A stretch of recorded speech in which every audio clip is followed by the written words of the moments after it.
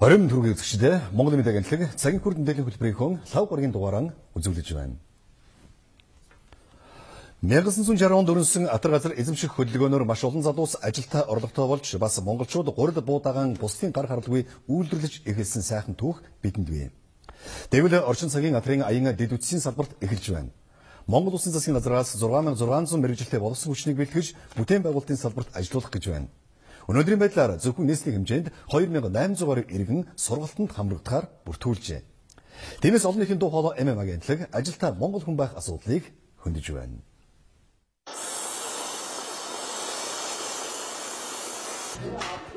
Ганбаатарын ган болд энэ жил 20 настай тэрээр 70 гарсан өвөөмээ 4-р ангийн жаахан дүүтэйгээ хамт амьдардаг учраас тогтмол цалинтай баталгаатай ажил хамгийн их хэрэгтэй байгаа гэдгээ ярьж байна. Уг нь өнгөрсөн хавар мэрэгжил сургалт үйлдвэрлэлийн төвийн барилгын өргөн мэрэгчлэлтний ангийг дүүргэсэн ч төгсөөд мэрэгчлэрээ ажиллахаар барилгын компаниудад хүсэлтээ өгчээ. Туршлагагүй учраас 3 сар дагалдан хийн эсвэл 1 сар цалингүй ажиллана гэдэг шалгуур тавьдаг нь хүндрэлтэй байсан гэдгийг тэрээр учрууллаа. Тиймээс ажлын байр бэлэн мэрэгжил олгох сургалтанд бүртгүүлэхээр иржээ. Миний бодлоор бол одоо нийгэмд тулгамж байгаа асуудлууд бол ажилгүйд залуучууд нь их ажилгүйд их ихсэж байгаа. Яагаад гэхээр ямар нэгэн газар очил ажилд ордог. За жишээ нь миний хувьд бол нэг бэрхшээлтэй асуудал бол альва нэг ямар нэг одоо ингээ хөнгө ажлыг мэрэгжлийн үнэлэх шаардахгүй ажлыг л та хэмэд одоо ямар нэг албан байгууллагад ч бол ажил маш үйлдвэрийн ундаа газруудаар ажиллаж тэгэх юм бол цалин өс багтай тэгэл нэг ганц 2 хоногийн чөлөөлөл арын асуудал гарангуй тэрэн дээр нэмсэн хаахтгүй тэгэл юм л цалингаас насна тэрэгэл тэрэлтэй их хөдөлмөрийн чөлөө дээр их боодог цалингаас ирэх боодог тийм асуудалтай л та. Яг гомболчиг ажил хий мэрэгжилтэй болъё гэсэн зорилготой 6600 иргэнд 80 гаруй мэрэгчлээс сонгон суралцах боломж байна. Тэдний хувьд гомболт хүүшиг ажил хайж олон компани хаалга татах шаардлагагүйгээр бэлэн ажлын байранд хуваарлагдана. Өнөөдрийн байдлаар эхний ээлжний 3300 төгсөгчийг авах ажилчдын захиалга хөдөлмөрийн биржид ирсэн байна. Уулуурхайн чиглэлээр бүртгүүлсэн. Яагаад заавал энэ уулуурхайн залуу хүмүүс юм чад уулуурхад л ажилласан тэр цалин чөндөрөөс арай илүү мэрэгчлээ юм уу. Тэгээд уулуурхай сонгож байгаа. Цаашдаа уулуурхай салбар маань өргөж өгч учраас энэ чиглэлээр цаашдаа ажиллах сонирхолтой байгаа учраас уулуурхай цахилгаан механик, уулуурхай цахилгаан гэсэн хоёр мэргэжлийг ерөнхийдөө төлхөө сонгож сонирхож байна. Эхний ээлжинд ажил олгогчдын зүгээс 3900 гаруй ажлын байрны санал ирүүлээд байна. Иргэд зөвхөн уулуурхай гэлгүй барилга, зам, хөдөө аж ахуйн салбарт ажиллах боломж бий. Тухайлбал ажил олгогчдын зүгээс барилгын салбарт 900 гаруй ажлын байр, зам, дэд бүтцийн салбарт 1000 гаруй ажлын байрны саналыг ирүүлээд байгааг мэрэгчлэнүүд хэлж байна. Одоо тухайн иргэн энд бүртгүүлээд оюутлолгоод ажилд орох асуудал биш юм аа. Тийм учраас иргэд маань энийг бол зөвөр ойлгох хэрэгтэй. Монголын үндэсний одоо ажил олгогч компаниуд ажлын шинэ байрны захиалгыг бол маш их өгсөн манайд. Тэгэхээр та одоо сураад энэ ажил олгогч өөр бусад компаниуд дээр одоо ажиллах боломжтой болж байгаа юм аа. Бүртгэл зөвхөн Улаанбаатар хотод биш аймаг орон нутгийн хөдөлмөрийн хилцүүд дээр явагдаж байгаа.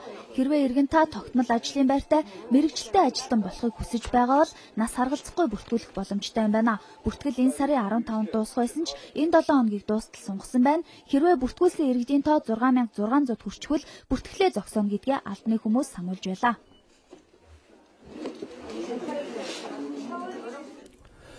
Энэхүү 6600 хүнийг ажилтай орлоготой болгоход аймаг нийслэлийн удирдлагуудын үүрэг ихээ. Тэгвэл шинээр томьёогдсон засаг дарга нар засгийн газартаа гэрээ байгуулж батламжаан гардан авлаа. Гэрээний зааснаар аймгийн төвөн хот болгон хөгжүүлэх, иргэндээ нээлттэй ил тод ажиллах, авилгын эсрэг тэмцэх, өдөрт 12-оос доошгүй цагаар ажиллах зэрэг асуудлыг гэрээнд тусгаж өгчээ. Аймаг нийслэлийн шин засаг дарга нар засгийн газартай хамтран ажиллах гэрээг хүлээн зөвшөөрч батламжаа гардан авлаа. Ийхүү аймаг орон нутгаа хөгжүүлэх их ажлын гараан дээр ирээд байгаа удирдлагуудад засгийн газрын тэргүүн өөрөг чиглэл өгсөн юм а. Төсөв хөрөнгөө захиран зарцуулахаас эхлээд олон эрх мэдлийг ард түмэн та бүгдэд өгч байна. Тиймээс тэдний итгэлийг алдаж болохгүйг сануулж байлаа. Та нар бол нэг талаас маш их тийм азтай засаг дарга хурлын дарга нар нөгөө талаас маш том хариуцлага хүлээж. Өмнөх засаг дарга хурлын даргаас юугаар ялгаатай байгаа вэ гэхээр та нар өнөөдөр маш их мөнгөний эрх мэдэл дээр очиж байгаа. Тийм учраас наад мөнгө төгрөгтэйгээ холбогдсон, тендертэйгээ холбогдсон юм а аль болохоор ил тод олон нийтийн оролцоотой хийгээрэй. 5 төгрөгнөөс болж хэрэгтэй оров. За энэ оноос эхлээд өмнөх жилүүдээс 2 дахин их буюу 1.8 их 80 төгрөгийг 21 аймагт төсвөөс хуваарлаж байгаа. Дээрээс нь бондоос орж ирсэн 1.5 тэрбум доллар вэ. За ингээд үзэхээр аймгийн удирдлагууд их бүтээн байгуулалтын өмнө ирээд байгаа юм а. Тэд ямар бодлого дэвшүүлж байгааг тодрууллаа. Жишээ аймаг болохоор бид нар төлөвлөлөөд ер нь Баянгар аймагт энэ жилдээ дулааны станц өргөдөн инженерийн шугамшуулчийг гэр хорооллууд руу оруулж байна. Гэр хороолол маань 2020 он гэхэд бүх айлтгууд маань хувийн орон сууцтай болсон байхад төлөвлөж байна. Зам дагаад хөгжил бол ирдэг. Тэгэхээр засмал одоо замтай болчих нь хоёрдугаарт энэ цахилгааны одоо 100% их усүртэй болох учраас энэ засмал замаа дагаад шинээр бол хот бий болгоно гэж бид төлөвлөж байгаа. Гол хөгжлийн зураг төслөлөл эрт үндэс хийгдэж дууссан. Тэгэхээр Алтай хотын хэдийн төлөв цаашны хөгжил, сумдын цаашны хөгжлийн гол зураг төслөлөл бол ихнийг хийгдэж ямжсан байна. Тэгээ энийг одоо хэрэгжүүлэх ажил одоо бидэнд үлдэж байгаа. За аймгийн удирдлагууд сайн ажиллаж байна уу, муу ажиллаж байна уу гэдгийг дүгнэх гол зүйл бол хүн амын шилжит хөдөлгөөн юм а. Иргэдэн хот руу шилжих нь бага байвал тухайн аймагт амьдрах боломж их байна гэсэн үг гэдгийг ерөнхий сайд хэллээ. Улаанбаатар руу иргэнэ явуулдаг тийм нөхцөлийг бид бүрдүүлэх хэрэгтэй юм а. Тэр нь бол эрэлэндийн үйлчлэгээ. Нэгт нь дараа нь төрийн үйлчлэгээ. Дараа нь утгатай ажиллаж амьдрах нөхцөлийг бүрдүүлэх асуудал байгаа. Ховд хотыг Монгол улсын хэмжээнд одоо жишээ батуулах зорилгыг тавьж байгаа. Нөгөө талдаа олон үйлдвэрүүдийг барих зайлшгүй шаардлага байгаа. Өнөөдөр Ховд аймгийн газар нутагтар 1 жилд 8 тэрбум төгрөгийн одоо эд зүйлийг үйлдвэрлэж байна. Бид нар энийг наацх нь одоо 4-5 дахин нэмэгдүүлэх зорилгыг тавьж байгаа. За 2015 он гэхэд бүх аймаг хатуу хүчтэй замаар холбогдно. Аймгийн төвөд хот болон хөгжинэ. Үйлдвэрүүд байгуулагдана. Ажлын байр нэмэгдэнэ. Энэ бүх ажлыг хийхдээ шинжлэлийн засгийн газрын нэрийн хуудас болсон иргэдээ сонсдог ил тод хүнд сурталгүй байх зарчмаасаа ухарч болохгүйг санууллаа. Цагаан сарын өмнө зах зээлд хамгийн их эрэлттэй байдаг бараа бүтээгдэхүүний нэг бол гурил. Гэтэл гурилын чанар чансаа муу ангих гомдол санал иргэдийн зүгээс үйлдвэр хөдөө аж ахуйн яамд сүүлийн саруудад ирэх болсон байна. Тиймээс өнөөдөр тус яамныхан гурилны чанарын асуудлаар мэдээлэл хийсэн юм. Засгийн газар гурилын үнийг тогтвортой байлгах үүднээс гурил үйлдвэрлэгчдтэй гэрээ байгуулсан. За энэ гэрээгээр улс хөнгөлөлтөд зээл олгож харин гурилын үйлдвэрүүд үнэ тогтвортой байлгах хэмээн тохиролцсон юм а. 46 гурилын үйлдвэртэй гэрээ байгуулахдаа тавьж ирсэн нэг шалгуур нь арилан эрхлэлтийг дэмжих сангаас буудаа худалдаа авсан байх ёстой гэсэн залт байлаа. За өөрөөр хэлбэл улсын нөөцийн буудаанаас худалдаж авдаг байх ёстой гэсэн шаардлага. За гэтэл энэ гэрээнд оролцоогүй улсын нөөцөөс буудаа аваагүй зарим үйлдвэрүүдийн гурил чанар муутай гарч ирснийг иргэдээс ирсэн мэдээлэл харуулж байгаа юм байна. Биднэрт ирсэн мэдээлэлээр бол Алтан дараагийн гурил чанаргүй байна гэсэн мэдээлэлүүд бол ирж байгаа. Алтан дараагийн компани удирдлагч гэсэн энийг өөрсдөө хүлээн зөвшөөрсөн. За бусад үйлдвэрүүдийнхээс бол харьцангуй тийм одоо их хэмжээтэй тийм гурил чанаргүй байна гэсэн мэдээлэл бол одоогор биднэрт ирээгүй байна. За энэ бол одоо юу гэдгийг энэ намрын хурааж авсан Улаанбаатарын чанартай холбоотой асуудал байгаа. Бусад үйлдвэрүүд болохоор манай яамнаас Монгол банктай хэрэгжүүлж байгаа дэд хөтөлбөрийн хүрээнд энэ гурилын үнийг доктортой барих санамж жижигт гарын зохицоор гэрээ хийгээд ажилласан учраас 10-11 оны цавуулаг сайтай чанартай Улаанбаатарыг графикийн дагуу аваад энэ жилийн Улаанбаатартай хольж дээрэмдэд бас чанар нь гайгүй байгаа гэсэн юм бодолтой. За ер нь өөр тариа хурааж аваад 1 жил өнжүүлж гормын дагуу хадгалснаар буудааны цавуулаг чанар сайжирдгаа гэж мэргэжилтнүүд хэллээ. За харин Алтан тариа компани тухайд шинэ ургацын тариагаар гурил үйлдвэрлэснээс болж чанарт өөрчлөлт орсон байх талтай гэж байна. Энэ цавуулаг бол зөвхөн байнга буураа тэр чигээрээ байдаг зүйл биш. Улаанбаатар өөрөө одоо хураагаад авсны дараа нэг хамгийн багадаа 45 хоног тэгээд тэрнээс дээш одоо хэвтэж хөдөлгөөнгүй байсан нөхцөлд өөрийнхөө үндсэн физик химийн шин чанарыг олж авч цаашдаа урсгах одоо тэр процесс нь зогсдог. Тэгээд гурилын чанар эргээд тогтворчдөг. Ийм л одоо нэг л одоо буудаанд байдаг олон үзүүлэлтийн нэгдэн л энэ жил илүү нөлөөлсөн л гэсэн үг. Засгийн газар Монгол банктай хамтран гурил үйлдвэрлэгчдтэй гэрээ хийхдээ 61 тэрбум төгрөгийн зээлийн сугийг нээсэн юм а. Жилийн 3.9% хүү буюу хамгийн бага хүүтэй хөнгөлөлттэй зээл авахдаа гурил үйлдвэрлэгчид 1-р зэргийн гурилын бөөний үнийг 550 төгрөгнөөс жижиглэнгийн үнийг 650 төгрөгнөөс дээш нэмэгдүүлэхгүй гэсэн болцлыг хүлээн зөвшөөрчээ.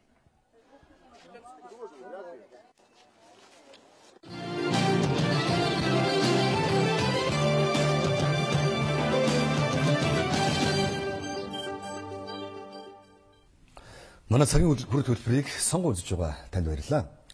Монгол улсын үндэсний аюулгүй байдлыг нөлөөлж болох гадаад хүчин зүйлийн таамаглал эрдэм шинжилгээний хурлыг стратегийн судалгааны хүрээлэнгээс зохион байгуулж, энэ асуудалд эрдэмтэн судлаачдын анхаарлыг хандууллаа. Энэ хуралд аюулгүй байдал, гадаад бодлого, батлан хамгаалах олон улс судлалын салбарын төлөөлөлд оролцож 2013 онд Монгол улсын аюулгүй байдал нөлөөлж болох гадаад хүчин зүйлийн талаар санаа бодлоо хуваалцлаа. Яг одоо бидний прогнозоор бол энэ жилдээ манай орчин бол харьцангуй тайван байх болов гэсэн ийм прогноз байна. Ямар ч тач байсан Оросын зүгээс бол жишээлбэл одоо сонгуул нь бол уржил болоод өнгөрчихсөн. Бодлогуудаа бол үндсэндээ бол тодорхойлчихлоо. Харин тэр гадаад бодлогодоо нэлээд түлхүүн анхаарсан одоо хэрэгжүүлэх тал руугаа тийм жил байх болов гэж бодож байна. Тийм учраас Орос Монголын харилцаанд бас тодорхой асуудлуудаа шийдвэрлэх тийм боломжууд гарч ирэх болов гэж. За нөгөө талаас хятадын тухайд бол харин удирдлагын шилжилт бол үргэлжилж байгаа. 3 сард бол үндсэндээ хамгийн сүүлийн шилжилт болох ёстой. Чухамдаа энэ агуулгаараа харьцангуй бас дотоод руу чиглэсэн тийм өнгө өстэй жил байх болов гэж бид нар харж байна. За манай улс хоёр их хөрштэйгээ эргэтгэж харилцааны үндсийг шинжилэн тавьснаар Монгол улсын үндэсний аюулгүй байдал, гадаад харилцаа талаас урд өмнөхөөсөө илүү бат бэх эрүүл хөрстэй болсон гэдгийг улс төр судлаачид хэлж байна.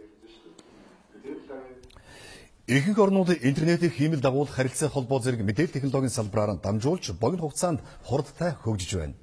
Харин манай улсад мэдээллийн салбарын доголдол хоцрогдол их. Хамгийн наандаж төрийн бүх байгууллагын мэдээллийн систем гажуу тогтолцоотой байгааг хэлж байна. Төрийн бүх байгууллагын мэдээллийн систем гажуу тогтолцоотой байна гэдэг төрийн ажил урагшлахгүй байна гэсэн үг ээ. Мэдээлэл технологийн хөгжлийг зөв ашиглаж 2.8 сая иргэндээ цаг хугацаа, газар нутаг үл хамааран төрийн үйлчилгээг шуурхай хүргэх боломж бий. Гэтэл үнэндээ төрийн мэдээллийн системд төвшрөл их байгааг онцолж байна. 85 яам агентлаг газрыг бид нар цуглуулж ажилласан. Энэ 85 яам агентлагийг цуглуулахад өөр гэсэн системтэй, өөр гэсэн вант усыг бий болгосон байсан. Энэ системийг аваад үзэхэд 3 шон гэдэг 3 нүхэл ижлэхэнд харж байгаас бусад бүх зүйл нь таахгүй байх жишээтэй. Нэг нь шин арзайтаг болсон байхад нөгөөх нь хуучин байх жишээтэй. Манай улсад мэдээлэл харилцаа холбооны салбар өөрчлөж өгчөөд 100 гаруй жилийн нүрийг үзэж байгаач одоо болтол өөрийн гэсэн хиймэл дагуул байхгүй. Тиймээс шинжлэлийн засгийн газар үндэсний хиймэл дагуулыг бүтээх зорилт тавьсан ангиснаар мэдээллийн салбарын хөгжлийг 2 дахин нэмэгдүүлнэ гэж засгийн газрын тэргүүн онцолж байлаа. Бас нэгэн шинжилэл бол хүн болгон шахуу гар утас барьдаг шиг хүн бүр интернет хэрэглэдэг болно гэлээ.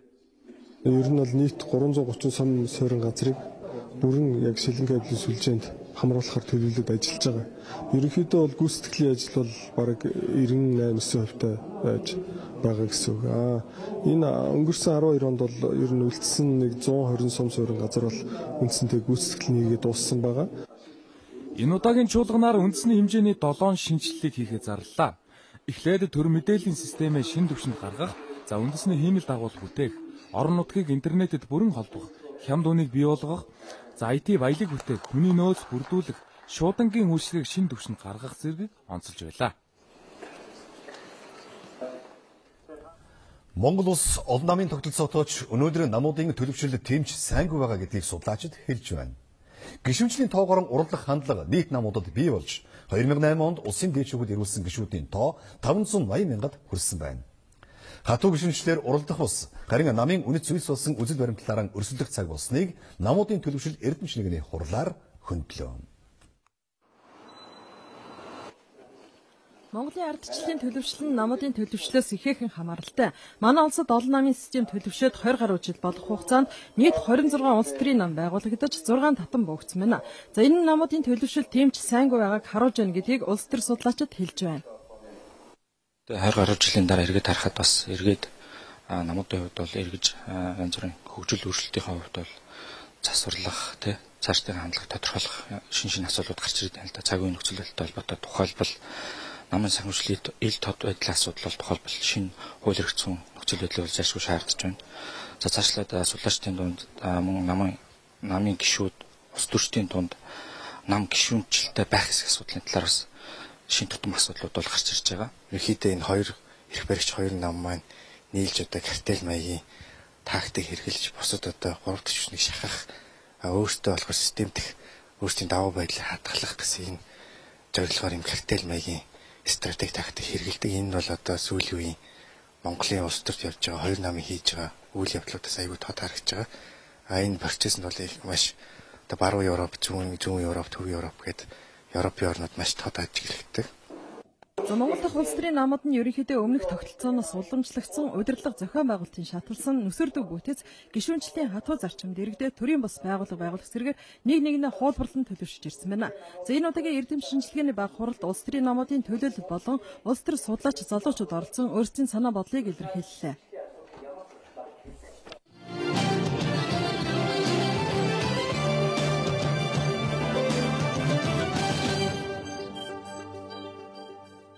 Орон төргийн үзэгчтэй цагийн урд мэдээллийн хөтөлбөр энэ өдрийн сэдвээр үргэлжилж байна. За эмээг гандлыг цагийн урдтэй өнөөдөр энэ өдрийн онцлог хүнээр Монгол үндэсний арчилсан намын дарга за Монгол төмөр замын дараагаар ажиллаж байсан Мэн сайхны инг сайхныг урьж ирүүлээд байна. Танд орон минь төргий. Тэгэхээр халагдах шийдвэр гарсан. Тэгэхээр ер нь бол ажил хийж байхад одоо маргалдах ч гэдэг юм байр суурийн зөрүүтэй байдлууд гардаг л та. Гэхдээ одоо ажлаас бүр чөлөөлөх хүртэл хэмжээний арга хэмжээ аавна гэхээр сонир санагдаад байна. Та яг энэ дээр ямар тайлбар хэлэх вэ? Яг Монголын төмөр замын дараагаар 2 сар ажиллалаа. Тэгээд энэ салбарт ер нь юу болоод байгаа юм, юу болохгүй байгаа юм гэдэг дээр олон улсын аргачлалаар би бүх анализуудыг хийсэн.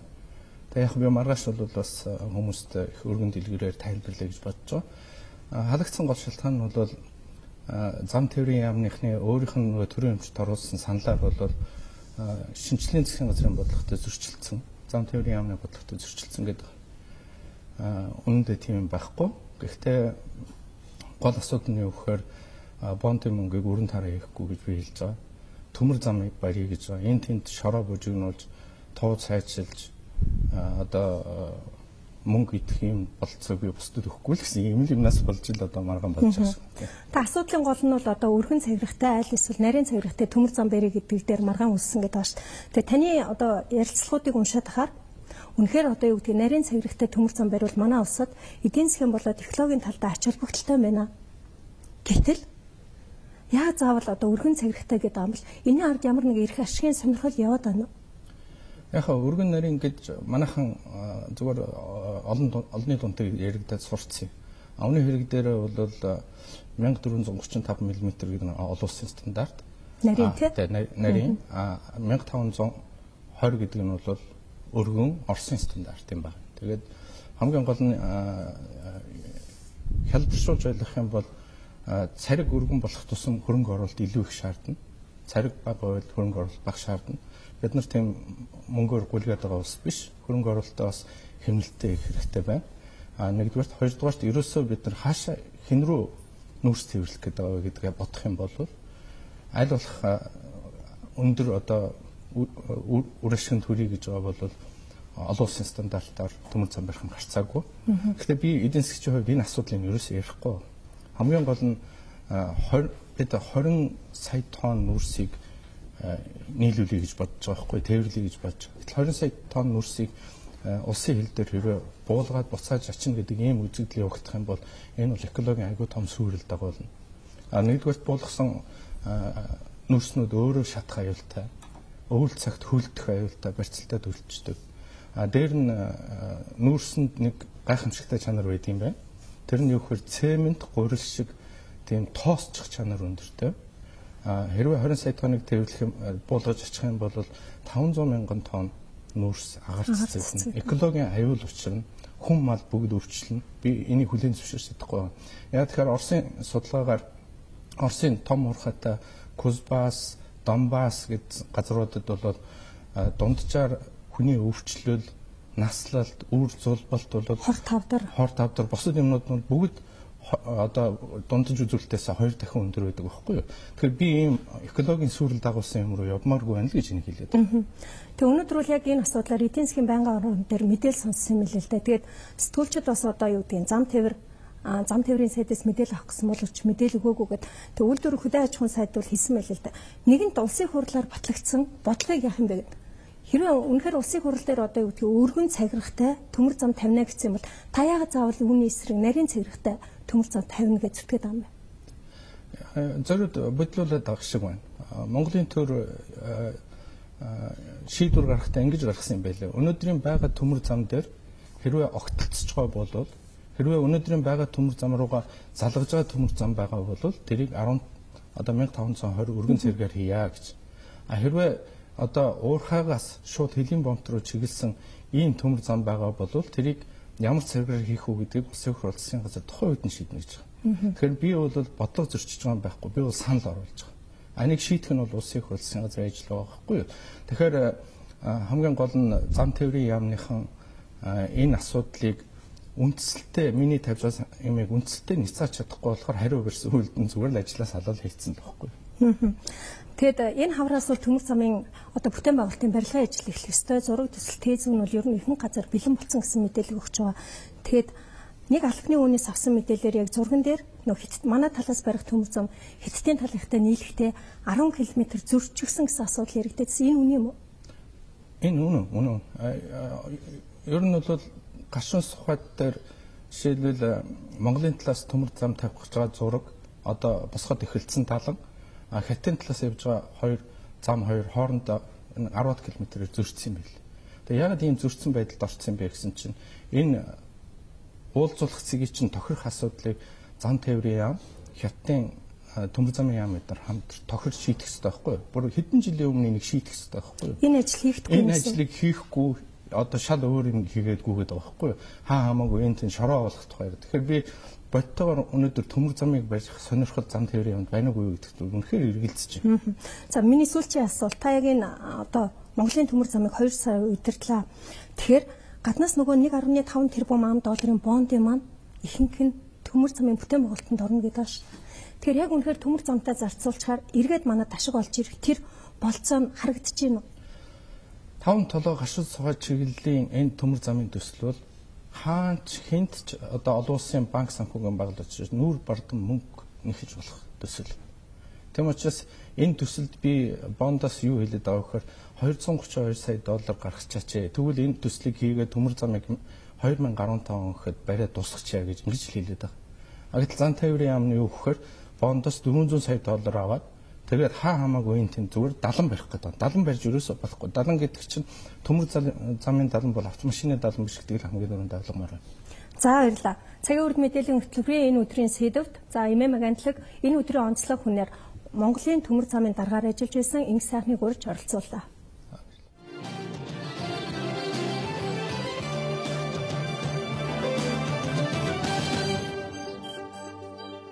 Дараагийн мэдээг үргэлжлүүлэн хүргэе.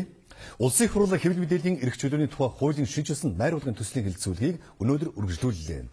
Тухайн хуулийг зөрчсөн байгууллага албан тушаалтантай ямар хариуцлага тооцох тухайд хууль зүйн байнгын хорооны хуралдаанаар яригдаад байна.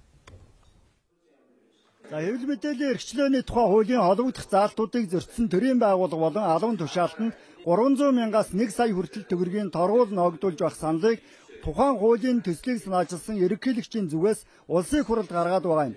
Харин улсын их хурлын холбогдох ажлын хэсгийн гишүүдийн хувьд хууль зөрчигчдөд ногдуулах торгуулийн хэмжээг хуульд тодорхой мөнгөн дүнгээр тусгах биш. Тухайн үеийн хөдөлмөрийн хөлсний доод хэмжээг 3-аас 10 дахин нэмэгдүүлсэнтэй тэнцэх хэмжээний мөнгөн торгуулийг ногдуулах зарчмаар торгуул ногдуулдаг баягсан саналтай байна. Гишүүн Баянсэлэнгийн хувьд тухайн хууль зөрчсөн хэвлэл мэдээллийн байгууллагуудад ногдуулах торгуулийн хэмжээг өндөр байхаар тогтоох шаардлагатай гэсэн байр суурьтай байна. Одоо 1-ээс 3 сая төгрөгөөр торгоно гэж байна. Гэтэл өнөөдөр 10 сая төгрөг, магадгүй 20 сая төгрөг өгөөд хүнийг захиалгаар гутаал доромжлуулвал яах вэ? Тэгэхээр өнөөдөр 1-ээс 3 сая төгрөг тэр байгууллагыг торгуулахын төлөө явахгүй шүү дээ. Тэгэхээр энэ дээр хариуцлага нь 10 сая төгрөг, 15 сая төгрөгч гэдэг юм уу? Эрх чөлөөг нь бол нээлттэй тавьж өгөөд ерэн сурвалжлах, олж авах тэр эрх чөлөөгөөр нь хангаад хариуцлагыг нэлээд чангатгах ёстой болов. За төрийн байгууллага албан тушаалтанд ногдуулах торгуулийн хэмжээг тогтоохдоо бусад хуульд заагдсан нийтлэг жишгийг харгалзан үзсэн гэсэн тайлбарыг улсын их хурлын ажлын хэсгийн ахлагч Батчимэг өгөөд байна. Харин хэвлэлүүд эзэдтэй үйлчилдэг, худалдагдсан сэтгэл зүй бий болсон гэж гишүүн Гамбат шүүмжилж байна. Ийм байдлыг хаахад чиглэсэн зохицуулт хийх хэрэгтэй гэсэн байр сууриас эрхэм гишүүн хандлаа. Энэ олон төлөвлөмж бүгдээр эзэдтэй байдаг, эзэдтэй үйлчлдэг, ард түмний тархилгааг угаадаг.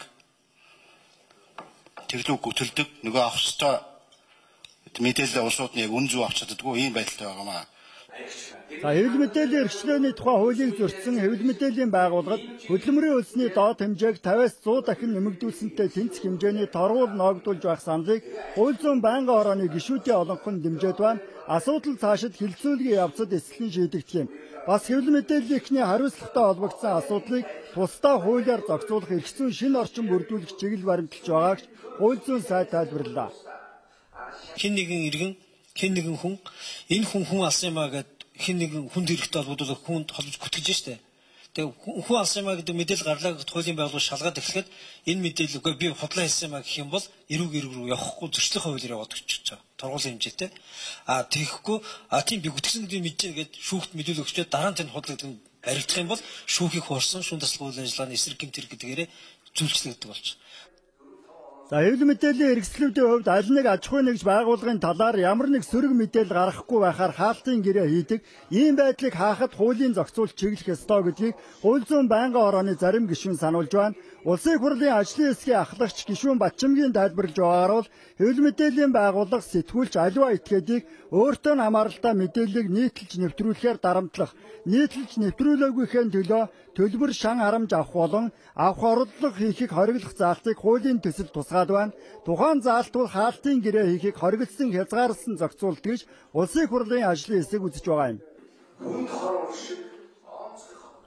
Харин хэвлэл мэдээллийн байгууллага Эрдагс сэтгүүлчийн хараат бус байдлыг хэрхэн хангахтай холбогдсон асуудал төрийн байгуулалтын байнгын хорооны хуралдаанаар хэвлэл мэдээллийн эрх чөлөөний тухай хуулийн төслийг хэлцэх явцад хөндөгдлөө. Мөн төрийн байгууллага ямар хэлбэрээр хэвлэл нийтлэх үйл ажиллагаа эрхлэж болох вэ гэдэг тухайд яригдж байна. За хэвлэл мэдээллийн эрхчлөөний тухай хуулийн төсөл тусгагдсан нэг гол зохицуулалт нь төрийн байгууллага ямар хэлбэрээр хэвлэл нийтлэх үйл ажиллагаа эрхлэх хэрэгтэй байх уу гэдэг чиглэж байгаа юм. Тухайн зохицуултын хүрээнд улсын их хурл нутгийн өөрөө удирдах хэсний байгууллага үйл ажиллагаагаа шууд дамжуулах телевизийн сувагтай байж болох саналыг улсын их хурлын холбогдох ажлын хэсэг гаргалаа. Харин төрийн байгуулалтын байнгын хорооны гишүүдийн хувьд тухайн заалтыг хуульд тусгаж болохгүй гэсэн байр суурьтай байна. Орон нутагт бол хэрэггүй. Орон нутагт бол нутгийн өөрөө удирдах байсны байгууллага гэх юм бол наач нэгдүгээр тэрүүгээрээ олох болсон навн дандаа сурчлагаа хийдэг нь нотлогдсон зүйл. Улс төрждөг ганц телевиз болдог. Тэгээд орон нутгийн байгууллагын иргэдийн хурал байнгын хуралдаантай биш. Хаяа нэг жирд нэг тайлангаа хуралдахдаа нэг сууд нэвтрүүл явах нь Батгүй гүшүүний үед хэмжээд байгаа байхгүй. Орон нутгийн телевизээр явуулаад тэр мөнгө төгөл явуулдаг юм схем рүү орчуул яасан бэ гэж. Улсын их хурл өөрийнхөө хуралдааны үйл ажиллагааг илтгэж болохын тулд шууд нэвтрүүлэг явуулах энэ үйл ажиллагаагаа бол тийм ээ үүргийнхээ дагуу тэр байнгын өөрийн хэвлэл мэдээллийн хэрэгслийн шин чанартайгаар биш явуулах тийм арга замыг л бодож олох хэрэгтэй шүү. За харин хэвлэл мэдээллийн байгууллага Эрдагс сэтгүүлчдийн хараат бус байдлыг хангахтай холбоотой хуулийн төсөлдөх 8 дугаар зүйлийн заалтуудыг тухайн хуулийн төслийг санаачлагч татан аваад байсан. За улсын их хурлын холбогдох ажлын хэсгийн хувьд хуульд өөр хуулбараар заалтууд тусах саналтай байгаа юм. Энд бол ерөөсөө сэтгүүлчийн мэргэжлийн хараат бус байдлыг хангах заалт яригдж байгаа. Тэгээд сэтгүүлчийн мэргэжлийн хараат бус байдлыг хангах асуудлыг хэвлэл мэдээллийн байгууллагын дүрм журам сэтгүүлчтэй байгуулах хөдөлмөрийн гэрээнд тусгана гэж байгаа. Байгууллагын үүрэг хүлээж байгаа. Ямар нэгэн байдлаар чи энэ намыг магтаж болохгүй, энэ улс төрчийг шүүмжилж болохгүй гэдэг ийм одоо шүүлтүр шахалтыг бол сэтгүүлчд үзүүлэхгүй. Энийгээ бол гэрээ хэлцээг бүх юмараа баталгаажуулна гэдэг нэгдүгээр залтаа. За төрийн байгуулалтын байнгын хорооны гишүүдийн олонхын саналын дагуу хэвлэл мэдээллийн байгууллага түүний үүсгэн байгуулагч, хувь нийлүүлэгч, хувьцаа эзэмшигчийн зүгээс сэтгүүлчийн мэргэжлийн үйл ажиллагаанд улс төрийн цензуур тавих, дарамт шахалт үзүүлэхийг хориглох заалтыг хууль тусгахаар болоод байна. Бас хэвлэл мэдээллийн байгууллага нь үүсгэн байгуулагч, хувь нийлүүлэгч, хувьцаа эзэмшигчтэй сэтгүүл зүйн мэргэжлийн үйл ажиллагааны хараат ус байдлыг хангах гэрээ байгуулж, байгууллагынхаа дотоод дүрм журамд тусах үүрэг хүлээх хууль эрх зүйн шинэ орчныг бүрдүүлэх гэсэн чиглэлтэй байна. Улсын их хурлын хувьд хуулийн төслийн хэлцүүлгийг чуулганы нэгдсэн хуралдаанаараа үргэлжлүүлэх юм. Нефт болон баярлалын олборлолт орон дэлхийд ихний байр төвчигддэг Норвеги улс уул уурхайн олборлолт түүнээс олох ашигын хуваарлалтан хамгийн сайн хийж чадсан орн гэгддэг. Баярлалын баялгаас олсон орлогоо иргэдэд бэлэн мөнгө хэлбэрээр тарааж байдгаан бардаггүй. Харин ч шалгагдаж дуусныхын дараа ард иргэдийн санаа зовхооргүй. Сайн сайхан амьдруулахын тулд баялагын сан байгуулсан нь дэлхийн нийтийн сурагцах ёстой жишг болж чаджээ. Уул уурхайн энэ туршлагаас өнөөдөр монголчууд бидэнтэй хуваалцлаа. Норвеги улс байгалийн хийн экспортороо Оросын холбооны усан дараа дэлхийд 2 дугаарт, харин нефтийн экспортороо дэлхийд 6 дугаар байранд явж байна. Дэлхийн нийтийг хамарсан санхүүгийн хэмжээлтэй 2009 онд энэ улс төсвийн орлого зарлагын зөрүүгээрээ эерэг тав үзүүлэлтийг хадгалж чадсан манай гарагийн цорын ганц улс болж чадсан. За энэ бол баялагын хараал биш, баялагын ерөөлийг бий болгож чадсан уул уурхайн зөв менежментийн нь сайн үр дагавар гэсэн үг юм. Байгалийн баялаг бол түүнийг олборлож ашиглаж байгаа тухайн цаг үеийн хүмүүсийн хувьд ашигтай, тэдэнд л зөвхөн хүртээлтэй зүйл гэж ойлгож болохгүй юм а. Үүнийг энэ газар нутаг дээр амьдарч байгаа ирээдүйд амьдрах хүн бүхэн хүртэх хэрэгтэй гэсэн зарчим манай улсад үйлчилдэг. Тийм ч учраас тэтгэврийн сан буюу баялагын санг бий болгосон юм. Энэ санг анх байгуулж байх үед алдагдaltaй байсан. Харин ирээдүйд яа харахгүй ашигаа өгнө гэдгийг харсан. Энэ сангийн хөрөнгөөс 60% нь хувьцаа худалдан авахд, 35% нь бонд худалдаж авахд, 5% нь үл хөдлөх хөрөнгийн зах зээлд хөрөнгө оруулж байна. Ингэж сангийнхаа хөрөнгийг арвижуулдаг гэсэн үг. Норвеги улсын хувьд уул уурхайн татврын бодлого нэлээд хатуу чанга гэж хэлж болохоор байгаа юм а. Газрын тосны хувьд тусгай нэмэлт татвар гэж бий. Тухайн компани орлогынхоо 78%-ийг татварт төлдөг. Дээрээс нь олсон нийт ашигын 1.5%-ийг мөн татвартаа өгнө. Ийм өндөр татвар төлж байгаа хэрнээ тухайн компани ашигтай ажиллаж чадах уу гэдэгт ийм хариултыг өгч байна. Эхлээд тухайн компани энэ татвараа бүрдүүлэх эдийн засгийн чадамжтай болтол нь хүлээх шаардлагатай. Манай улс газрын тосоо далайн гүнээс олборлдог. Энэ бол хайгуул болон олборлолтод асар их зардал гаргана гэсэн үг. Бүр 7000 метрийн гүнтэй өрөмдлөг хийх тохиолдол байгаа. Нэг цооног гаргахад ойролцоогоор 180 сая долларын зардал гаргаж байна. Тэгэхээр нөөцөө бүрэн тогтоодол нь татвараас чөлөөлнө. Анхны өрөмдлөг хийснээс хойш 7 жилийн дараачаас 75% татвараа авч эхлэх хууль эрх зүйн орчин үйлчилж байгаа юм а. Одоо Норвегийн баялагын санд 680 гаруй тэрбум доллар хөрөнгөлөгдөд байна. За энэ сангийнхаа хөрөнгнөөс улс орондоо эмнэлэг сургууль зам барихад зарцуулдаггүй. Ард иргэдтэй бэлэн мөнгө тарааж байдгаа барах тухай ойлголт ч тэдэнд байхгүй гэсэн үг. Өөрөөр хэлбэл баялагын сангийн энэ мөнгө ирээдүйд Норвегийн ард түмэн байгалийн баялагтай байсантай харамсаж нөхөн сэргээгээгүй газар талбай харж санаачран суухгүй, харин ч санаа зовхооргүй сайхан амьдрах боломж нөхцлөө эртнээс бүрдүүлэхэд зориулж байгаа хэрэг гэж ойлгож болох юм. За одоо Норвегийн нэг хүнд ногдох дотоодын нийт бүтээгдэхүүний хэмжээ $59,100 хүрч дэлхийд 6 дугаар байранд жигсэж байна.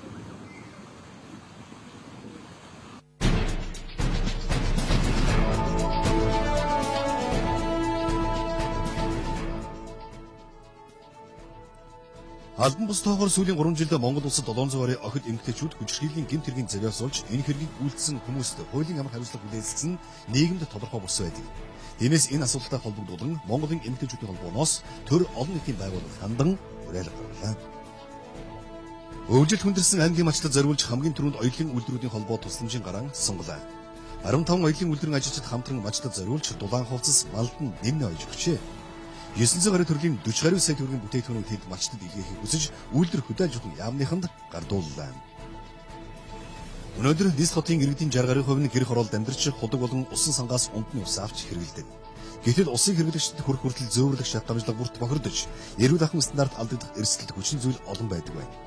Хэрвээ ундны усанд ямар нэгэн бохирдол үүсчихвэл хүн амын эрүүл мэнд, үндэсний аюулгүй байдалд үзүүлэх сөрөг нөлөөлөл олон бий.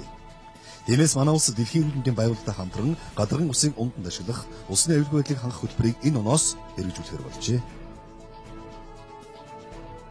Монгол улсын ерөнхийлөгчд бүдөрж улсын хурлын даргын хувьд ерөнхий сайд Алтай уягнаар өнөөдөр Улаанбаатар дахь Девлопмент төлөөлөгчдийн газрын тэргүүнүүдийг хүлэавч шинэ оны мэдчилгээ дэвшүүллээ. Монгол улсын ерөнхийлөгч хэлсэн үгэндээ 2013 он Монгол оронд олон чухал үйл явдлаар дүүрэн жил байна. 2 хөрш мөн 3 дахь хөрш түүний дотор нэгдсэн үндэсний байгууллага болон олон улсын бусад байгууллагатай хамтын ажиллагаа улам өргөжүүлэн бэхжүүлэн тэргүүлэх зорилт хэвээр байна. Гадаад урлагийн тэргүүлэх чиглэлийг нэгүүлэх гадаад оршин сууж байгаа иргэдийн эрхийн хамгаалах ажлыг чанарын шин төвшин гаргахаар зүтгэнэ. Мөн бидний өмнө энэ оны 4-р сарын 29-нд ардчилсан орнуудын хамтын нийгэмдгийн сайд нарын 7-р баг хурлыг амжилттай зохион байгуулах томоохон зорилт байна. Та бүгдийн дэмжлэгээр бид шинэ ондон гадаад харилцаагаа улам хөгжүүлнэ гэдэгт би итгэл төгс байна гэлээ.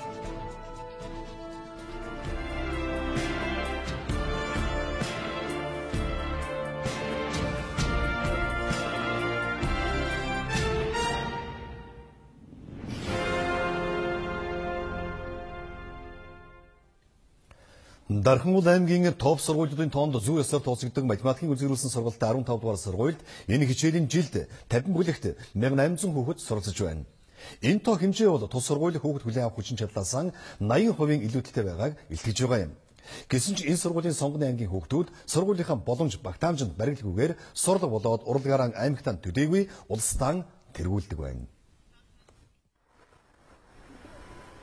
Дархан аймгийн хэмжээнд ерөнхий боловсролын 28 дунд сургууль хичээлдэг. Харин 15 дугаар сургуулийн хувьд 930 хүүхэд хичээллэх хүчин чадалтайч өнөөдөр 2000-аад хүүхэд хичээлж байна. Тийм учраас сурагчид нэг ширээнд гурвуулаа сууж байгаа юм а. Гэсэн ч бүсийн толгой хөгжлийн сургууль болох зорилт тавьсан энэ сургуулийн сурагчид ангигүй танхимгүй гэж гомдлолгүй хичээлээс гадна өөрсдийгөө хөгжүүлэх 20 орчим төрлийн дугуйланд хамрагдаж чаддаг байна. Манай сургуулийн хувьд бол ээлжийн коэффициент 1.8 таа байгаа. Өөрөөр хэлэх юм бол 80% одоо илүүдэлтэй одоо хүүхдэд сургаж байна гэсэн үг. Тэгээд манай сургуулийн хувьд бол барилгын өргөтгөлийн асуудал байдаг. Тэгээд энэ бол одоо бас яам бодлогын байгууллагуудын төвшин шийдэгдэх хэрэгтэй хаа гэж одоо бодож байгаа. Тэгээд энэ саналаа бол аймгийн захиргаа за тэгээд шашаатныхаа байгууллагад шийдвэрлэнэ гэсэн юм одоо стратегтэй байна. Ачаал их учраас тийм ээ сургууль дээр одоо нөгөө нэг ерөөсө бусад дугуулсан секц хичээлэх болцоо бол муу байдаг. Тэгээд сайн дураараа ажиллаад гаднаас одоо сайн дурын багш нар ирээд танаа сургууль дээр дугуулсан секц явуулаа гэхэд хичээлийн байрны хүрэлцээ ерөөхдөө муу байдаг. Дарханчуудын өнгө гэрэл бас Монголын ирээдүй болсон олон авиаслаг сурагчид энэ сургуульд байдаг. Тухайлбал хөнгөн атлетикийн чиглэлээр улсад 2 удаа дээд амжилт тогтоосон 11-р ангийн сурагч Ивэл, Болор Игшгэлэн урлагийн наадмын тэргүүн байр, Гэгээн алсын одод наадмын 3-р ойрын шагналт, 7-р ангийн сурагч Даваацэр нарыг нэрлэж болно. Мөн Монголын үндэсний олон нийтийн телевизээс зохион байгуулдаг залуу зохион бүтээгч наадамд сурагч Цэвэн Доржийн бүтээл шалгарч үлджээ. Үүнээс гадна цахим сургууль болох том зорилт тавьсан нь сурагчдын идэх оролцоо, багшийн ёс зүйг дэвшлүүлэхээс гадна эцэг эхийн эргэх холбоог бэхжүүлэхэд бодиттой үр дүн болно гэж үзэж байна. Бүтээл засварлаар зэрэг бордоо боловсруулалт хөрөмж байгаа. Ахуйн нөхцөл иргэд өөрсдөө бордоо гаргаад дархан уулынхаа одоо хот огчлолт дээр бордоогоо худалдах боломжтой байгаа. Тэгээд бас үүнээс ялгарч байгаа бордоогоор үүнээс ялгарч байгаа газар болох төр зэрэг ахуйн нөхцөл плетик газын плетик гэдгээр ажиллах боломжтой. Өнгөрсөн жил 5 дугаар ангид байхдаа 9 төрлийн хичээл үздэг байсан хүүхдүүд энэ жил анги дэвшиж 7 дугаар ангийн сурагч болоод 17 төрлийн хичээл үзэж байна. Ганцхан жилийн дараа ачааллыг нь ингэж огцом нэмсэн нь хүүхдүүдэд дарамт болж байгааг багш нар хэлж боловсролын энэ гаж тогтолцоог өөрчлөх шаардлага байгааг ч нуусангүй. Түүнчлэн 1985 онд баригдсан энэ сургуульд өргөтгөл хийж хүүхэд нэг бүрийг хөгжүүлэх боломжийг бүрдүүлж өгөхийг хүсэж байсан. Америкийн нэгдсэн улсын шуурхай дуудлагын 911 дугаартай утас шиг хүүхэд хамгааллын нэгдсэн 1 дугаартай утсыг нийс болон 21 аймгаар ажилуулъя. Энэ саналыг хуучнаар нийслэлийн хүүхэд гэр бүл хамгааллын газрынхан зорж байгаа. Тэд эхний ээлжинд хүүхдэд утсаар зөвлөгөө тусалцаа үзүүлэх хүүхэд хамгааллын мэргэжилтэн бэлтгэж байна. 123 дугаартай нийслэлийн хүүхдийн утсанд айлын өргөмөл хүүхэд үе үе арх үдэг ээжээсээ зодуур амсдаг талаар мэдээлэл иржээ. Хамаатнаас хариугаа авахыг хүссэн эмэгтэй хүүхдтэй буруу харьцдаг эхийн талаар утсаар мэдгдсэн байна. Энэ жишээ бага насны хүүхэд тэр бүр өөрийгөө хамгаалах утас ашиглаж чаддгүй илэрхийлнэ гэж хүүхэд хамгаалагчид ярьж байна. Хүүхдийн утасны одоо гол зарчим бол хамгийн одоо хүүхдэд чэжлэгдэхүйц тийм одоо байх ёстой. Жишээлбэл одоо нийслэлийн хүүхдийн төлөө газарт бол 123 гэж байсан. Өөрөөр хэлбэл 1 2 3 гэж хүүхд тогтоох хэлбэр тий. Дараагаар нь энэ утас бол 24 цаг ажиллаж явах ёстой гэсэн шаардлага тавьдаг. Дараагаар нь энэ утас үн төлбөргүй хаанаас ч холбогдсон үн төлбөргүй суурин утаснаас ч тий өөрийн телефоны бус операторуудаас ч холбогдсон үн төлбөргүй байх ёстой. Одоогор нийслэлд хүүхэд хамгааллын 4 утас байна. Мөн хүүхдийн төлөө үндэсний газрын харьяа хилцээс ажилдаг 15 аймаг бүр тус бүр өөр дугаартай хүүхдийн утас ажиллуулж байна. Монголд хүүхэд хамгааллын утас 24 цагаар ажиллаж чаддаг нь хөрөнгө санхүүтэй холбоотой гэлээ. Хоошид хүүхэд хамгааллын бүх утсыг нэгдсэн дугаартай болгож тэнд ажиллах хүмүүсийг олон улсын жишгээр ажиллах чадвартай болгохоор бэлтгэж байна. Хүүхэд гэрийн даалгавраа одоо шилбэл хийж чадахгүй байна гэдэг нь тухайн хүүхэд гэртээ гэрийн даалгавраа хийх одоо орчин нөхцөл бүрдсэн байна уугүй гэдэг бүр цаашаа наривчлсан ийм асуудал гарч ирж байгаа тийм. Даашаад одоо нэг хүүхэд гэрийн даалгавраа хийхгүй байлгах одоо нөхцөлийг эцэг эхчүүд нь бүрдүүлээд байна уу. Гэр орон цэвэрлэх бусад ажлуудаар ингээд хүүхдийг дарамтлаад байна буюу гэдэг гэрийн даалгавар гэхэд одоо цаана маш олон асуудал үүсдэг. Хэрэг бүх аймагт хүүхэд хамгааллын утас 1 дугаартай 24 цагаар ажилладаг болчихвол зар сурталчилгааг нь эхлэмээр байна гэж хүүхэд хамгаалагчид ярьж байна. Харин үүнд харилцаа холбооны зохицуулах газар туслана гэж найдаж байгаагаа илэрхийллээ. Монгол улсын ерөнхий сайд Алтуйг өнөөдөр орой улсын хурлын төрийн байгуулалтын байнгын хорон дээр зарим аймгийн засаг дарганы нарын томилгоотой холбоотой асуулаар их хурлын гишүүдийн асуултанд хариулж мэдээлэл өгсөн байгаа. Энэ тухай мэдээллийг үдшийн мэдээллийн хөтөлбөрөөс та бүхэн хүлээн авч үзээрэй. 1.8 их 80 төгрөгийг захин зарцуулах хэрэгтэй аймгийн засаг дарга нар хариуцлагын гэрээнд гарин сэзэрлээ. Нэг шиг хэг чимээ өдөр нууцаар заавал хийхгүй. Шинэ ургацын буудагаар хийсэн гурил цавуулга багтай урсаад байгаа. Хэмжээтэй тийм гурил чанаргүй байна гэсэн мэдээлэл бол одоогор бидэрт ирээгүй байна. Хөрш орнуудтайгаа тэгсэн харилцаатай байхыг зөвлөж байна. Бодлогуудаа болон үндсэндээ бол тодорхойлчихлоо.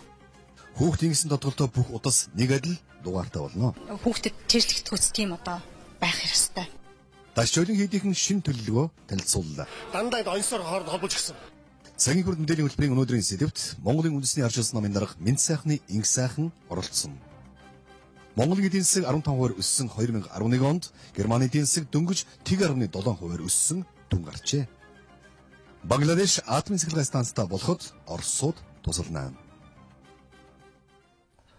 Өнөөгийн Улаанбаатар хотын шав тавьсан газар нийслэлийн Сүхбаатар дүүрэгт байрлах Дашчойлын хийд гэдгийг түүхэн олон их сурвалж батлана гэж хийдийн лам танилцуулж байна. Өнөөдөр нийслэл үйл ажиллагаа явуулж байгаа сүм хийд дундаас Эрдэнэ гэдгээрийн онцлогтой сүм хийдийн үйл ажиллагаатай соёлын сайд танилцлаа.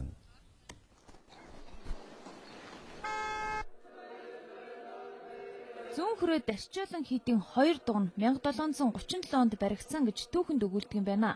Одоогоос 300 гаруй жилийн тэртээ өндөр гэгээн зам назар Их Монгол уулнаас богд 4 уулын дунд халахын 7 хушууны датсан ахлан нүүдэлдэг байснаа. За 1730-аад оны үед энд суурьшин барилах шийдвэр гаргасан байна. За 1739 оноос энд баригдсан халах 7 датсангийн 3 нь үлдсэн байна. Манай энэ хүрээ дугуйн сумыг барихтаа энэ эртний урсууд гайхшигтай байсан байгаа юм л да. Яг л газрын дугуйн сумыг барихтаа дандаа Япончуудын нэг нугастай байсан газар хөдлөөс дэсвэртэй байсан гайхаад байдаг шүү дээ. Энэ загварын барилга болоход Монголд байгаа юм. Тэр загвар нь Монголын барилгад энэ дээр тусцсан байгаа юм. Одоо манай хоёр дугуйн дээр байгаа. Яг л хөөзөг хоёр нугсан аммуудыг нийлүүлэхдээ дандаа онцоор хооронд холбож гисэн. Тэр нана дэгээ төмрүүттэй ингээд онцтой. Тэр нь өөрөө ингэж уян хөдөлж яадаг. Тэгэхээр энэ дугуй маань одоо ягаад энэ удсан одоо 2-300 жил болоо ягаад ингэ нурахгүй байна гэдэг учир нь болохоор зэрэг манай тэр нугсантай байжсэн учир тэр байгаа юмсан. 300-аад жилийн тэртээ ширхэг хадаас жорлого баригдсан энэ хийдийг 2005 онд сэргээн засахдаа Монгол дархны уламжлалыг баримтлахыг хичээж шорон бодог ашигласан гэж хийдийн лам нар сайдад танилцуулж байна. Нийслэлийн 3 ууган барилгын 2-т нь Дашчойлын хийд ном хурж байгаа. Харин 1903 онд баригдсан Их Тагны аймгийн Датсан хожимо Бөмбөр ногоон театр болсон одоо циркийн сургууль байрлаж байгаа. Энэ барилгыг сэргээж зориултаар нь ашиглах саналыг хийдийн лам нар сайдад тавилаа. Цирк тэр одоо бусад орн байдаг тийм стандартын анхаар юм болон байхгүй болсон учраас циркээ бол бид нар нүүлгээ шижүүл өөр газар циркээ барих манай Монгол улсад бүрэн боломжтой байж байгаа учраас бид одоо энэ номын газрыг буцаагаад номын газарт нөгөөд номынхаа аймыг усаар нүүрлүүлээд нийт номын газар хийдэг өгнө гэдэг цаана ард түмэнд нэргүүлээд өгөөд ард түмнийхаа туцанд хэрэглүүл зүгээр юм уу? Бидний шашны үйл ажиллагааны явцад хадгалагдаж байдаг соёлын биет бус өвийг нь авч үлдэх мөн одоо цогцлбороор нь тийм ээ энэ биет өвтэй сүм хийдтэй доторх байгаа бурхан шашных нь бүтээлүүдтэй энэ цогцлбороор нь соёлын одоо биет өв болгож хадгалж үлдэх тал дээр л одоо манай яам бол хамтарч бодлого явуулна. Хэрэв Их Тагны хийдэ авчвал өөрсдийн зардлаар сэргээн засварлаж энэ хавьда шашин түүхийн цогцлор барих төлөвлөгөөтэй байгаагаа Дашчойлын хийдийн салбарын сайдад танилцууллаа. Дашчойлын хийд 1971 онд тухайн үеийн сайд нарын тогтоолоор улсын хамгаалтанд орсон. За гисэн ч жил ирэх тусам хийдийн газраас хавь орой аж ахуй нэгжүүд хумсалсаар байдгийг ярьж байна. Сонсоо юу тэр 6600-ны 5 сарын дотор сургаж, дадлагдж ажилтаа болгоно гэж зогтлаа шуугаад. Хүүгээ мэрэгчлээ ажилтаа болох юмсан. Ажил авч юмсгээд явдгийг хөрх юм. Нөгөө харангаад байдаг дүү гэдэг үү тий? Хөдөөнийхөө хотод бичвэрийг хийчихс бүртгүүлэх юм байна. Өө? Би очив ажил хийж сумаар. Зөвдөө минийх үү? Ажил хийвэл ам тосноо. Ажил хийвэл ам тосно. Монгол улсын хөдөлмөрийн яам. Монгол улсын ерөнхийлөгчөөс санаачлан боловсруулсан ашигт малтамжийн тухай хуулийн шинжилсэн найруулгын төслийг 2013 оны 1-р сарын 18-ны өдөр Белуйская тавилт иргэний нийгмийн эрдэм хүн судлаач хувийн хвшлийн оролцоотой хэлэлцэн холбогд хуудасны дугаар 2634-89. Бид та хүн дотоод мэдээ танилцууллаа. Одоо манай орчуулгын редактор Цэрэн Жавын бэлтгэсэн гадаад үйл амьдралын мэдээ хүлээн авах нь. Дэлхийд эдийн засгаар хэрэггүүлэгч улс орнуудын дотоодын санхүү эдийн засгийн нөхцөл байдлаас шалтгаалan хөгжиж байгаа улс орнуудын эмзэгхэн гэж хэлж болох эдийн засгийн эргэн сэргэлт удаашрах хандлагатай байх хэдийн төлөвийг Дэлхийн банкнаас гаргаад байна. Иймээс хөгжиж байгаа улс орнууд эдийн засгийн хөгжилтэй улс орнуудын өсөлтийн хамаарлаас ангижруулах шаардлагатай гэсэн зөвлөмжийг гаргасан байна. Энэ онд дэлхийн эдийн засгийн өсөлт өнгөрсөн жилийнхээс нэг их дээрдэхгүй байх. За тодорхойлбол дэлхийн эдийн засгийн өсөлт 2.5%-аас нэг их хэтрэхгүй байх дүр зураг ажиглагдаад байна. Мягмар гарагт Дэлхийн банкнаас гаргасан дэлхийн эдийн засгийн хэтийн төлөв байдалд хөгжиж байгаа улс орнуудын эдийн засаг тодорхой хувиар өсөгч Европ болон Америкийн нэгдсэн улсын эдийн засгийн хүндрэл бэрхшээлийн улмаас гадаад худалдааны үзүүлэлтэн сулрах хандлага ажиглагдж байгааг онцлсан байна. Хэдийгээр зарим улс орны эдийн засгийн чадамж нь дээшлэх байдал ажиглагдагч эдийн засгийн эргэн сэргэлтэд тодорхой хүчин зүйлүүд нөлөөлж зах зээл тогтворгүйдох өнгөдөрөх ажиглагдж байна. Европ за тэр дундаа Еврогийн бүсийн эдийн засгийн чадамж Америкийн нэгдсэн улсын санхүү эдийн засгийн бодлого зэрэгээс шалтгаалan өсөлт удаашрах учраас хөгжиж байгаа улс орнууд гадаад хүчин зүйлээс хараат байдлаа өөрчлөх бодлого боловсруулах шаардлагатай байна. Дэлхийн хэмжээнд улаан будаа нөөцч сул байгаа. Энэ нь хүнсний бүтээгдэхүүний үн өсөх шалтгаан болж байна. Энэ нөхцөл байдал мэдээж ядуу буруу улс орнуудын эдийн засагт шууд нөлөөлнө. Инхээр бид хөгжиж байгаа улс орнуудын дэд бүтц, эрүүл мэнд, боловсролын салбарт нь оруулах хөрөнгө оруулалтаа нэмэгдүүлэхээс аргагүй төрж байна. Эдгээрийг хийж хэрэгжүүлснээр л бид ирээдүйд эдийн засгийн өсөлтийг түргэтгэх боломж суурийг бий болгох юм а. Эдийн засгаараа тэргүүлэгч улс орнуудын хувьд төсвийн таналт хийх зарлаа бууруулах бодлого баримталж энэ нь гадаад худалдаанд ч нөлөөлж байгаа учраас зах зээлийн энэ хэв маягийг өөрчлөх нь 2008 онд тохиосон Дэлхийн банк санхүүгийн хямралыг дахин давтгаа сэргийлэх гол алхам гэдгийг Дэлхийн банк энэхүү анхааруулж байна. Абу Даби хотноо мягмар гарагт 6 дахь удаагийн дэлхийн эрчим хүчний ирээдүйн тухай хэлэлцэх дээд хэмжээний уулзалтыг хэллээ. 3 өдөр үргэлжлэх энэ удаагийн дээд хэмжээний уулзалтанд газрын тус баярын хий зэрэг эрчим хүчний бүтээгдэхүүнийг экспортлогч улс орнуудаас гадна Сэмэг дэх эрчим хүч тэр дундаа салхи нар усан цахилгаан станцын салбарт үйл ажиллагаа явуулагч аж ахуйн нэгжийн төлөөлөгчд оролцож дэлхийн эрчим хүчний хэдийн төлөв байдлын талаар хэлцэж байгаа юм аа. Абу Дабигийн үндэсний үзэсгэлэнгийн төвд өрнөж байгаа энэ удаагийн дээд хэмжээний уулзалтад эрчим хүчний салбарын 30,000 гаруй төлөөлөгчид оролцож байна. За Франц улсын төрийн тэргүүн Франсуа Олланд доктортой амжиргааг хангахын тулд сэргээгдэх эрчим хүчний судалгаанд дэлхийд дахин 300 тэрбум $ын хөрөнгө оруулалтыг шаардлагатай гэж онцлон тэмдэглэж дэлхийн цаг уурын өөрчлөлтөөс зайлсхийх эрчим хүчний хомсдлоос гарах хүрээнд хамтын ажиллагаагаа эрчимжүүлэхийг уриалж байсан юм а. Энэ хүрээнд хэрэглэгч улс орнууд аж үйлдвэр хөгжсөн улс орнуудтай цэвэр технологиг гаргаж авах түүнийг ашиглах талаар харилцан хариуцлага хүлээх тогтолцоог бий болгох зүйтэй гэсэн саналыг тэрээр гаргасан байна. За харин Аргентины төрийн тэргүүн Кристина Фернандес эрчим хүчний хаягдлыг бууруулах түүний хүртээмжтэй байдлыг хангах нь зөвхөн хувийн аж ахуйн нэгжүүдийн хүлээх хариуцлага бус үүнд засгийн газар тодорхой үүрэг хүлээх ёстой гэсэн байр суурийг дэвшүүлж байсан юм а. Уулзалтанд оролцогч төр засгийн тэргүүнаар дэлхийн хүн төрөлхтний хувьд ус болон эрчим хүчний хоорондын харьцаа нь нэлээд анхаарал татсан хэмжээнд хүрч байгаа гэдгийг энд онцлон тэмдэглэж байлаа. Булангийн энэ бүс нутаг нь дэлхийн нийт газрын цэсний нийлүүлэлтийн 20 орчим хувийг хангадаг, дэлхийн цэнгэг хүсний 50% нь төвлөрдөг учраас ус болон эрчим хүчний харьцаа түвшин нь онцгой анхаарал татах хэмжээнд хүрээд байна. За дэлхийн эрчим хүчний ирээдүйн хэтийн төлөвийн талаар хэлцэж байгаа энэ удаагийн дээд хэмжээний уулзалтын үеэр салхин хөдөлгөөрөн болон биотермалийн эрчим хүчний салбарт ажиллаж байгаа аж ахуйн нэгжийнхэнд зориулан анх удаага ногоон хөдөлмөрийн үзэсгэлэнг нээсэн нь олонний анхаарлыг татаж байна. За олон улсын Ernst Young судалгааны байгууллагаас мэдээлж байгаагаар дэлхийн хэмжээнд сэргээгдэх эрчим хүчний салбарт $237 тэрбум $ын хөрөнгө оруулалт хийгдсэн байна. Энэ нь дэлхийн зарим улс орнууд цөмийн эрчим хүчний хараат байдлаас ангижрах бодлогыг баримтлах болсонтой холбоотой юм. Цаашид ч энэ талын хөрөнгө оруулалтыг нэмэгдүүлэх нь зүйтэй гэсэн байр суурийг дээд хэмжээний уулзалтанд оролцогчид тэмдэглэж байна. Оросын албаны улсын засгийн газар Бангладеш улсад анхны цөмийн эрчим хүчний байгууламжийг барьж байгуулах ажиллагаанд нь тусламж үзүүлэх хүрээнд $500 сая зээл болохоор шийдвэрлэсэн байна. Оросын албаны улсын төрийн тэргүүн Владимир Путин мягмар гарагт Бангладеш улсын ерөнхий сайд Шейх Хасинатай уулзалт хийснийхээ дараагаар энэ мэдээллийг өгсөн юм а. Бангладешийн засгийн газар тус бүр 1 сая киловаттын эрчим хүчнийг боловсруулах хүчин чадалтай цөмийн 2 реактортай цөмийн эрчим хүчний байгууламжийг тус улсын нийслэл Дака хотоос 200 км-ийн зайтай газартай байгуулах төлөвлөгөө гаргаад байгаа. За барилгын ажлыг эх жилийн эхээр эхлүүлж, үүнд нь Оросын холбооны улсын төрийн мэдлийн барилгын аж ахуйн нэгж оролцохоор гэрээ байгуулсан байна. Ингэснээр Бангладеш улсын анхны цөмийн цэглэгаан станц 2020 он гэхэд ашиглалтанд орж, энэ нь тус улсын эдийн засгийн өсөлт болон түүний эргэлтэнд тодорхой хувийн хөрөнгө оруулалт болох учиртай гэдгийг тус улсын ерөнхий сайд илэрхийлж байлаа. За Оросын холбооны улсын хувьд Азид эдийн засгийн хөгжлөөрөө тэргүүлж байгаа Хятад, Энэтхэг, Вьетнам зэрэг улсын зах зээлийг сонирхож, цөмийн эрчим хүчний технологи болон байгууламжийг экспортлох хүсэл эрмэлзэлтэй байгаа юм а.